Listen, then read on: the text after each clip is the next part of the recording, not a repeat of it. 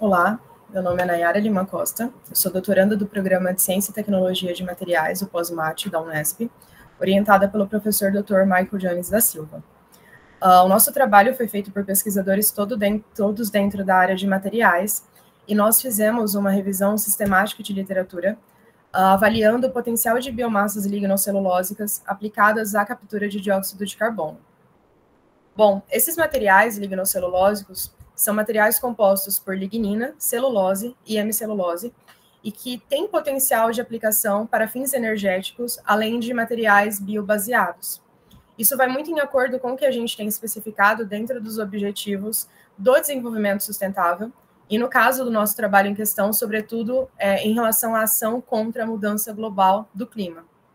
Bom, esses biocarvões, eles são obtidos por processos denominados ali carbonização e pirólise, que consiste na degradação térmica desse material em altas temperaturas.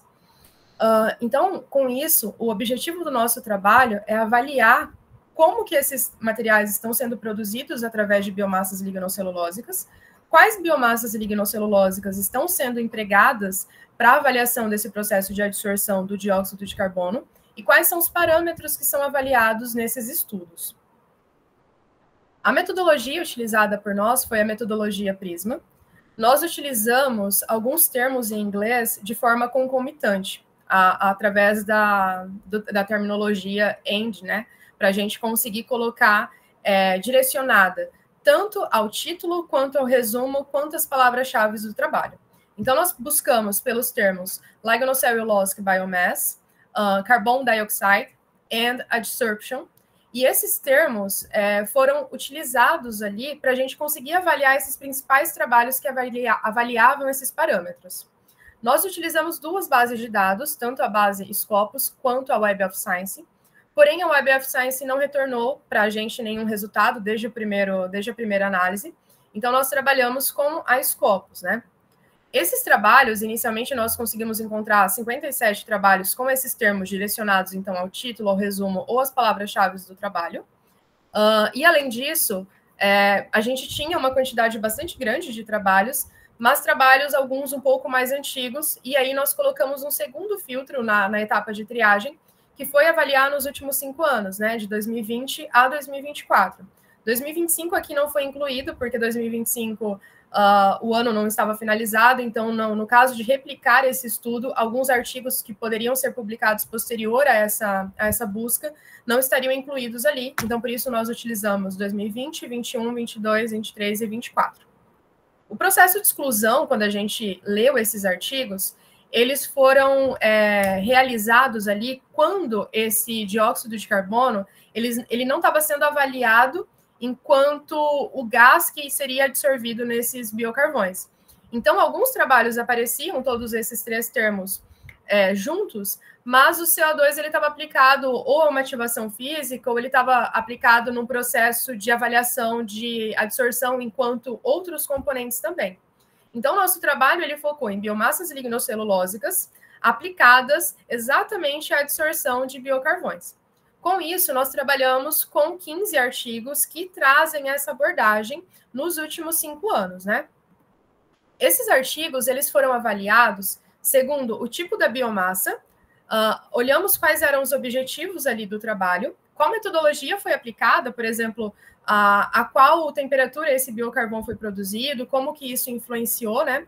E alguns principais resultados, principalmente resultados enquanto uma máxima adsorção, e qual que é essa condição para essa máxima adsorção, né? Essa tabela é uma tabela que tem 15 linhas, né? Uma destinada a cada um dos artigos selecionados. Então, é uma tabela um pouco mais extensa.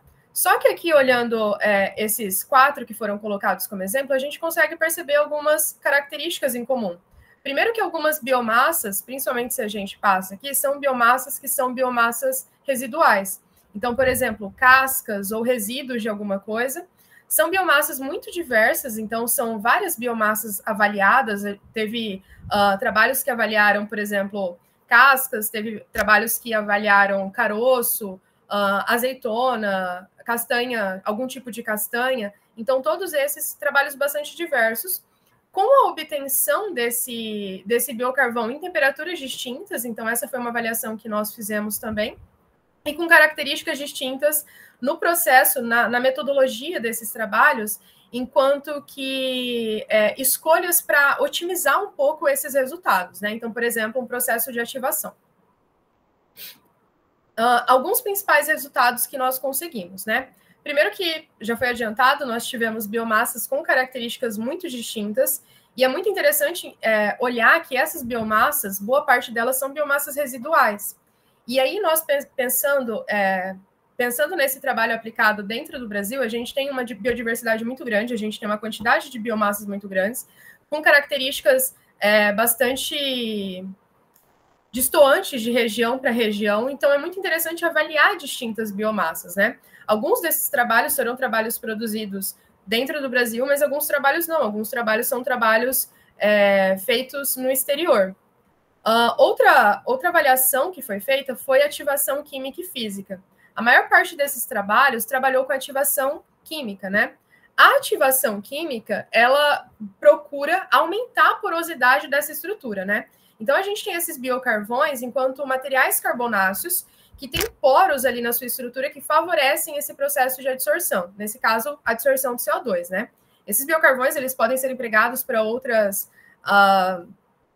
adsorções também, como, por exemplo, corantes, metais pesados, etc. Mas, nesse caso em específico, a gente está buscando a adsorção do dióxido de carbono.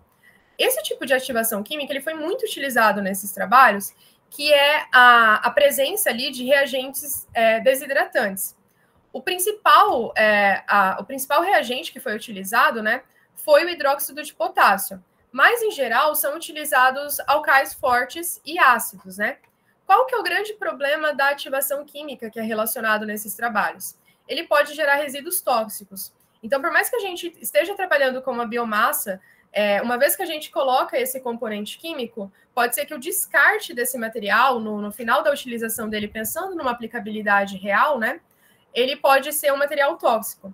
E aí, na contramão, a gente tem a ativação física. A ativação física, ela ocorre em temperaturas elevadas, normalmente ali acima de 850 graus Celsius, e a gente tem a presença de agentes oxidantes gasosos, como, por exemplo, o próprio dióxido de carbono, o ar ou o vapor d'água.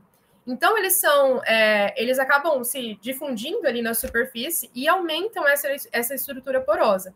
Os dois tipos de ativação, o objetivo é justamente esse, aumentar a quantidade de macroporos, mesoporos, microporos. E aí, tanto a ativação química quanto a ativação física mostrou bastante eficiência em todos os trabalhos, então elas conseguem aumentar a capacidade de adsorção desse biocarvão.